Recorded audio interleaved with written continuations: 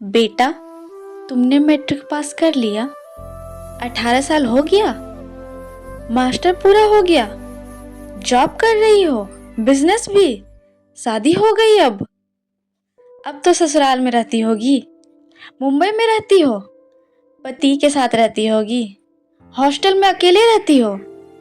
सवाल, सवाल ही सवाल, जैसे मेरी जिंदगी कोई फॉर्म हो जिसे हर कोई भरना चाहता हो।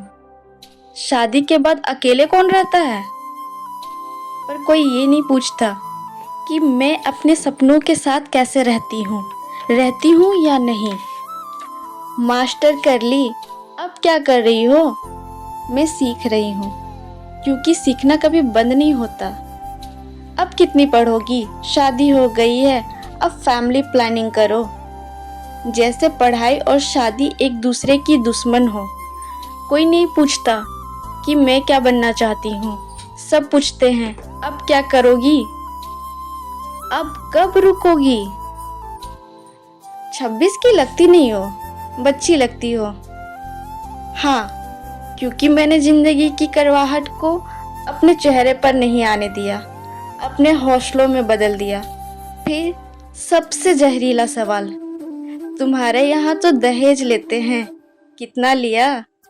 जवाब, 0। मतलब मेरी पढ़ाई, मेरी मेहनत, मेरी पहचान, सब कुछ एक लाइन में खत्म। लव मैरिज है या अरेंज मैरिज? गांव की लड़की हो, अरेंज ही हुआ होगा।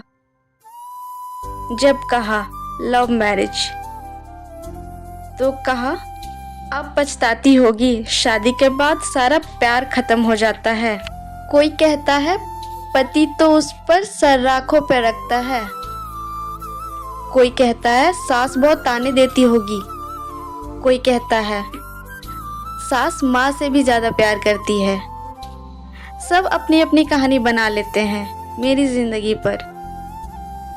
तुम तो बहुत लकी हो, सब कुछ मिल गया, सारे सपने पूरे हो गए।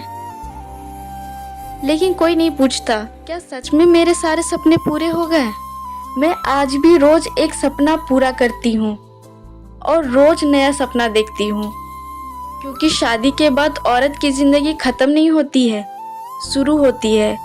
मुझे आज भी चाहिए मेरी पहचान, मेरा हुनर, मेरा सफर।